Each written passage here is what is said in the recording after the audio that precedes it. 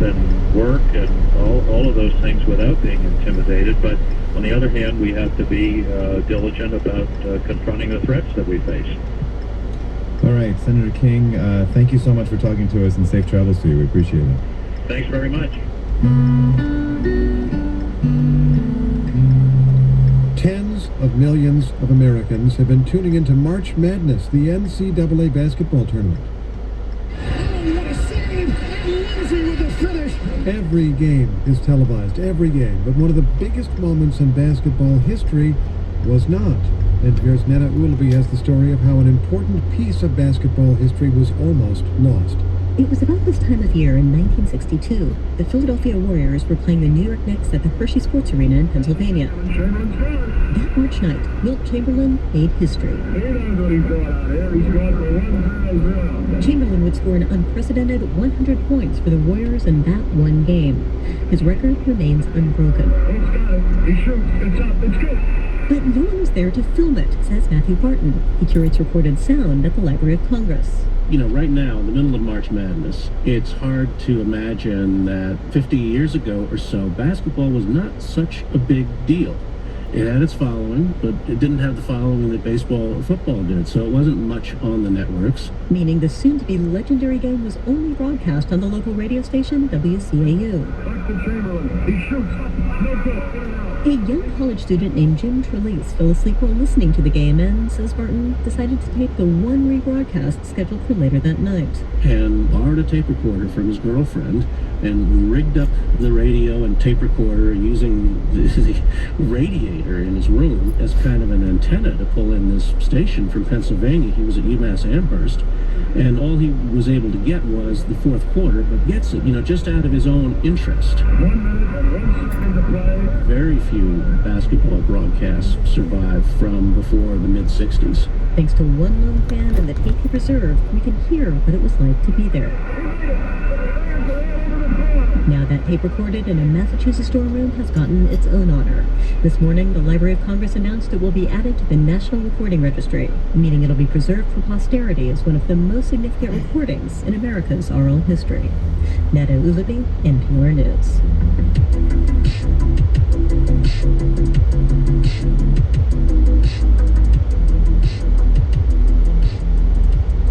You're listening to Morning Edition on WNYC. The battle between Apple and the FBI has been temporarily paused, but the surveillance debate between the tech companies and the government rages on. Coming up on WNYC's Note to Self, author Russell Banks talks about the complexities of the issue and why he signed a letter to Attorney General Loretta Lynch defending Apple. Coming up in about 10 minutes. So partly sunny today, breezy and mild, getting up into the upper 60s. We could hit 70 in some parts of our listening area. Then tonight, partly cloudy with overnight lows near 52. Right now it is cloudy, 50 degrees in Central Park, 47 in White Plains, and 40 in Bridgewater at 7:42. WNYC support comes from Canon USA, offering the Canon Digital Learning Center, featuring how-to content like articles, blogs, and videos for photographers of all experience levels. More at learn.usa.canon.com. We are WNYC, where New Yorkers turn for NPR News and a whole lot more. From NPR News in Washington, I'm Louise Giverman. The U.S. Supreme Court hears arguments today that could affect birth control access for millions of American women. NPR's Nina Totenberg tells us that at issue are Obamacare regulations and a religious opt-out provision for religious employers who object to providing birth control coverage in insurance plans for their employees. A variety of religious nonprofits, schools, and hospitals, for instance, are challenging the opt-out provision because it requires them to notify either the government or their insurer of their objection. And that in turn triggers birth control coverage by other independent means. They contend that makes them complicit in providing birth control in violation of their religious right. NPR's Nina Totenberg in Washington. There's an outbreak of salmonella in California. Contaminated cheese is the source. The California Department of Public Health has issued a warning for what the agency describes as illegally manufactured Mexican-style soft cheeses. The product is often sold by roadside vendors. Belgian media are reporting that police have apprehended a man sought by police in connection with the November attacks in Paris and terror attacks yesterday in Brussels. State media have also identified 2 suspected suicide bombers as brothers who had been known to authorities for previous crimes. I'm Louise Scavone, NPR News, Washington. And this is WNYC in New York at 7:44. Good morning. I'm Satirius Johnson. The NYPD will step up police presence at certain nightclubs and homes with a history of domestic violence after an increase in knife violence this year. That's according to the New York Times. Police Commissioner Bill Bratton says knife crimes are up at about 22% from last year. Since January 1st, nearly 900 knife crimes have been recorded. Operation Cutting Edge calls for more officers in nightclubs during overnight hours. Officers will also make more visits to the homes of those with pending domestic violence cases. Many of New York City's residential neighborhoods will feature denser and taller development as part of a sweeping housing plan that will mandate the construction of more affordable housing and rewrite the city's decades-old zoning laws. The plan, which the City Council passed yesterday, is a victory for Mayor de Blasio. And a fire has ripped through a 150-year-old church in Bergen County. The blaze began at around 7 o'clock last night at the First Presbyterian Church of Englewood, with flames bursting through the roof. It wasn't immediately known what caused the fire. The church's website says it was established in 1860 and was the first Presbyterian church in Bergen County. The current building was erected in 1870 and has been enlarged over the years. It's going to be partly sunny and breezy today, mild, getting up to near 70 degrees. Then tonight will be partly cloudy with overnight lows in the lower 50s. Tomorrow, partly sunny, still mild, not quite as warm though, getting up to around 60 degrees. Right now it is cloudy in New York City, 50 degrees in Central Park. It's 47 in Farmingdale, 48 in Port Chester. This is WNYC. Good morning. It's 7:45. Nice try, Mr. President. On the next Brian Lair Show, the author of a new study that finds kids who grew up in multilingual homes understand other people's perspectives better. I don't know how he knows what I said on Univision because he doesn't speak Spanish. So not Ted Cruz, maybe, but we'll take calls from those who did grow up bilingual. Also, the latest on the Brussels attacks. The Brian Lair Show, weekdays at 10 a.m. on WNYC. This is Morning Edition from NPR News. Good morning, I'm David Green. And I'm Steve Inskeep. A $10 billion effort to fix veterans' health care is itself in need of repair. That is the conclusion of lawmakers, veterans, and the Department of Veterans Affairs. The Veterans Choice Program sounded good when Congress created it. The idea was to get care quickly by letting vets choose a doctor outside the VA system. NPR's Quill Lawrence reports on what went wrong. Military service is hard on the body.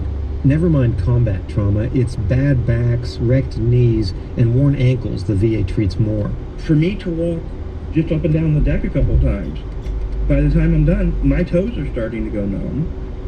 My ankles are starting to feel like somebody's wrapping a molten metal band around it. Irvin Small did 10 years in the Navy. And if I keep going, I lose all feeling in my feet. Between the pain and the painkillers and all his medical appointments, it's been hard to get a job.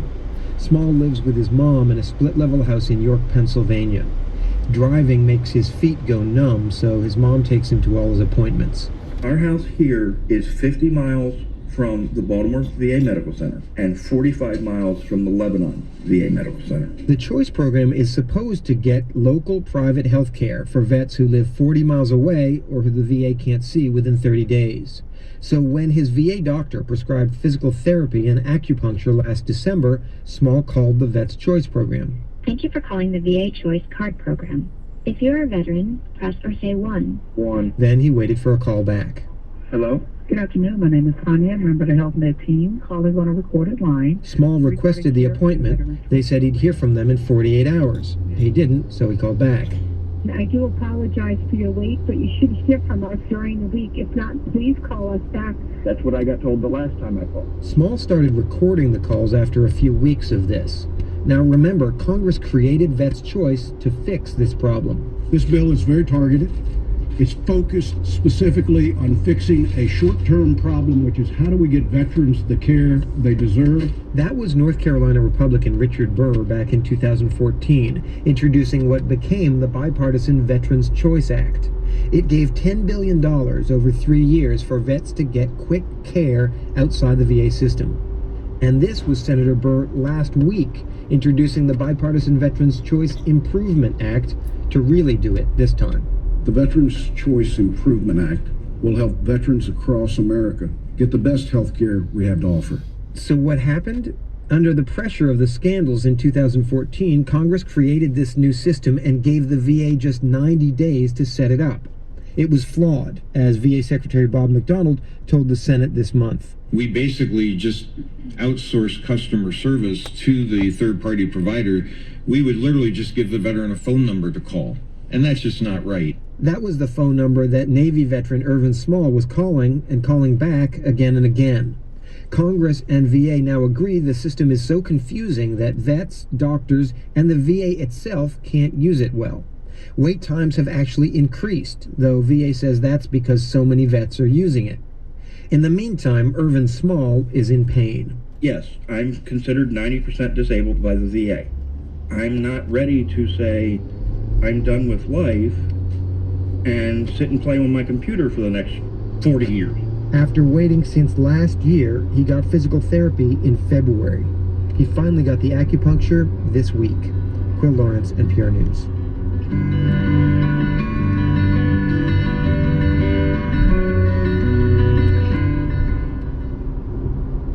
You're listening to Morning Edition on WNYC. Stay tuned now for Note to Self. It's just ahead. And later on the program, residents of Brussels are responding to yesterday's bombings in the Belgian capital, while security experts are trying to understand the intelligence failures in the run-up to the attacks.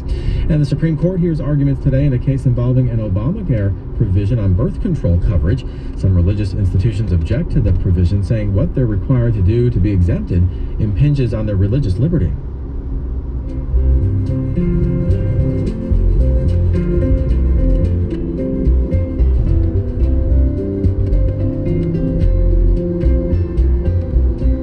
It's going to be a mild day today, getting up to near 70 degrees. It will be breezy at times, though, and skies will be partly sunny. Then tonight turns partly cloudy, with overnight lows in the lower 50s. And then tomorrow, mild as well, not quite as warm as today, but getting up to around 60 with partly sunny skies tomorrow.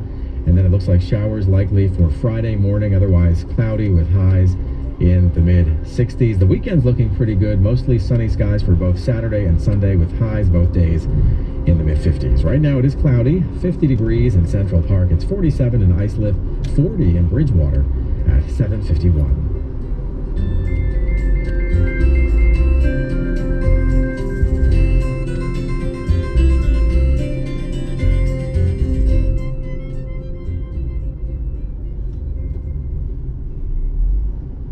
Support for NPR comes from WNYC members and from CFP, Certified Financial Planner Professionals, committed to helping people reach their financial goals, from saving for college to planning for retirement. More at letsmakeaplan.org.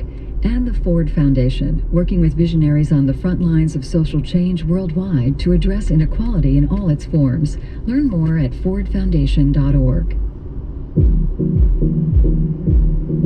It's Note to Self, the tech show about being human. I'm Anoush Samarodi. The debate over whether the government could or should get access to your phone is here. And it's personal. Here's Apple CEO Tim Cook. We built the iPhone for you.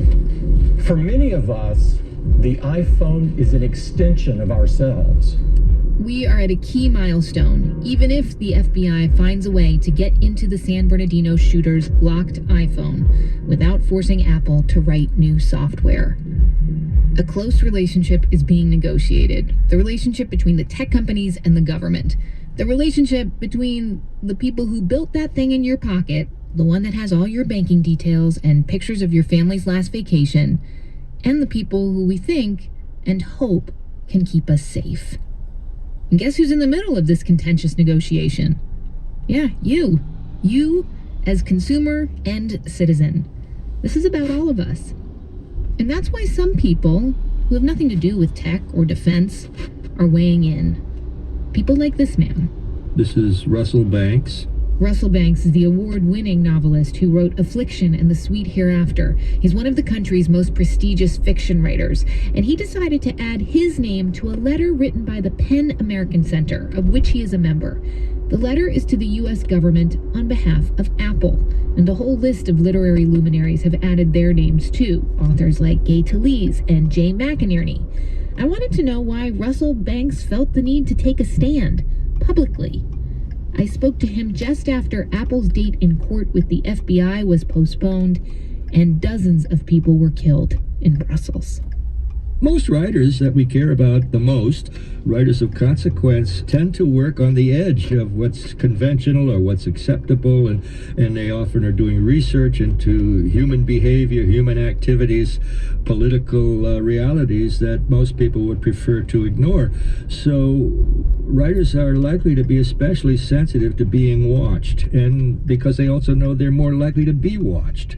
Not just in oppressive regimes in faraway places, but right here at home. I'm curious to know, have you ever felt that you've needed to censor yourself? I mean, you have written with deep empathy. You've created characters who are essentially terrorists.